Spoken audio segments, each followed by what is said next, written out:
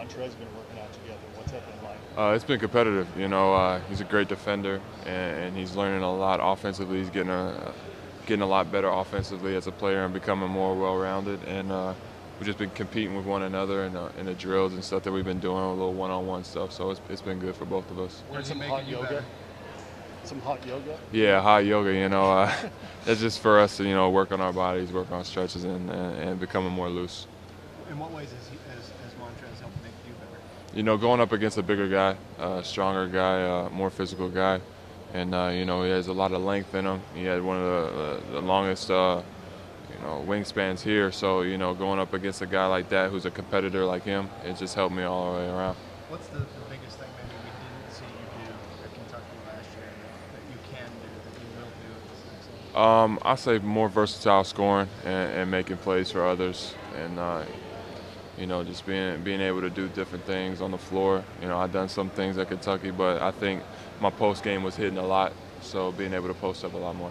Why do you think Dakari will be a successful NBA guy? He's big. I don't think a lot of teams knew how really big he was until they saw him, and he can score, from the block, and he's a great defender. And of course, Dakari, I know him pretty well. That I know he's going to compete and he's going to go out there and get better every day. Big sounds sort of like a generic sort of term, but with him, is it just that it's sort of overwhelming when you see him? Yeah, it's kind of. First time I met Dakari, we was younger and about 8th or 9th grade, and he was big then too. But seeing him this past year, he's gotten a lot bigger and he's slimmed down a lot and he's taking care of himself better. But big as in a sense, in a good way. He's a traditional guy, and he's working a lot on his game. So I think a lot of teams are going to be impressed with him. Trey, do you have any connections with Naptown guys in the pros, whether it's George Hill?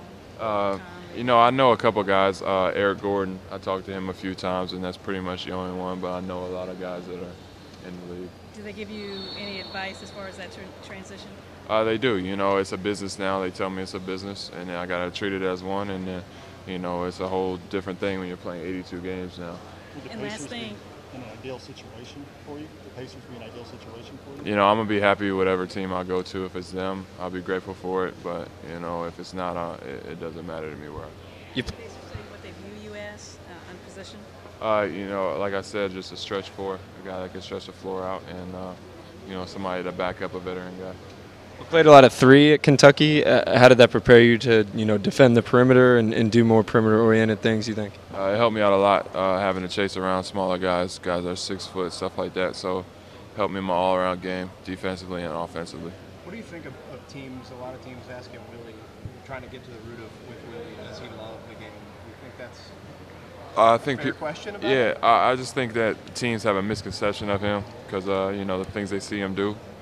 I know Willie really well. I know he loves the game. He's a guy that I worked out a lot with during the season, so I definitely know he has a love for the game, and people just have a misconception of him right now.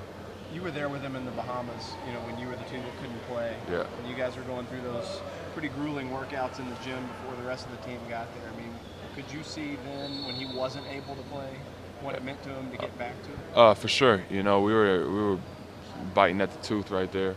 Trying to get back on the court as quick as we could. But, we were held back for various reasons. And, me knowing Willie, I know that he loves the game just like everybody else does, if not more. And, he's going to show it in these next couple of weeks. Was that one at all talking with Blazers? What do you say? Did Blazers interview you? I haven't interviewed with them. Was the move to the three something that you wanted to do, or was that more of a necessity thing after Alex got three? You just kind of slide in? When Alex was playing, I was still playing the three. So, it was something that Coach wanted me to do and something that I embraced because I knew it was going to make me better all the way around. Shot blocker can you become? Shot blocking, most of the times you don't block the guy you're guarding, you block from a help side. So it's just going to, make me turn into a better help side defender. What are the biggest areas you're still trying to take?